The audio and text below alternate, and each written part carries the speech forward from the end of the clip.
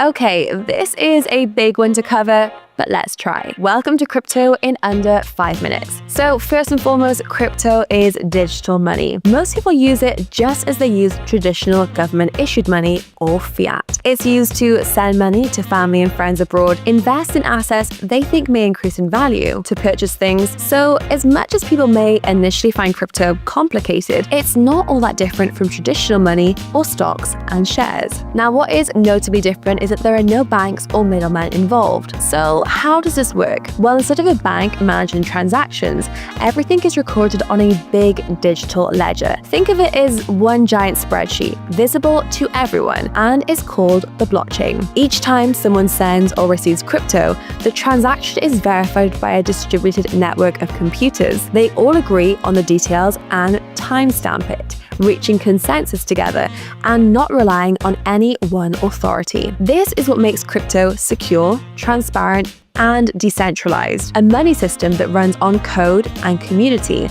not banks and borders. Now, whereas you would normally hold your money with a bank, with crypto, you can custody your assets yourself in a digital wallet and move funds internationally in minutes, not days. Of course, with self-custody, you are solely responsible for your crypto. Many people, when they start out, use an exchange such as Binance to hold their crypto, so they have a centralized entity holding custody. For many, this is a reassuring route. If you lose or forget your password, you can reset it. If you hold your assets in a crypto wallet and forget or lose your seed phrase, which is your wallet password, you lose access to your crypto as you are the only person in charge of your assets. Now, here is where things get really interesting. Not all blockchains are the same. Bitcoin was built to move money without banks and ended up becoming an effective store of value due to its limited supply, while others like Ethereum, Solana, Sui, Cardano, and many others are designed to be programmable. There are many different blockchains, and think of them like various operating systems like Microsoft or Apple. Businesses and projects can build on top of them,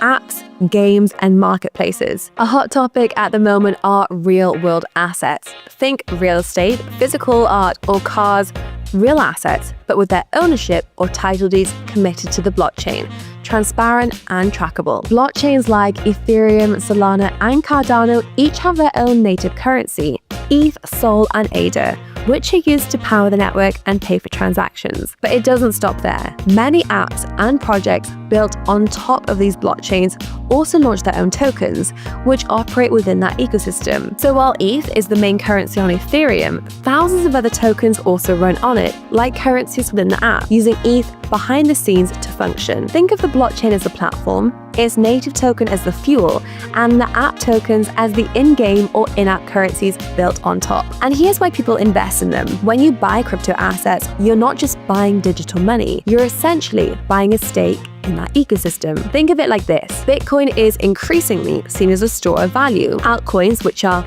all the other crypto assets aside from Bitcoin, power the systems being built, like owning shares in the future of the web. People believe that as more developers build on these platforms, more users will follow, and the demand for those native coins will also grow. So just like stocks will rise when a company performs well, crypto tokens can rise when a blockchain gains adoption. That is why people invest, not just to trade, but also because they believe in the technology, the growth, and also the potential of these networks to power a new kind of internet. So then there are stablecoins. Stablecoins like USDC, USD1, and USDT are cryptocurrencies pegged to the US dollar, and they are very important. Say you've invested in a crypto asset that has seen some price volatility, not out of the ordinary for crypto. You may wish to lock in gains at a particular price. Stablecoins allow you to essentially exit the market into a dollar value. Then you would sell those stablecoins for fiat currency if you wish to move the value back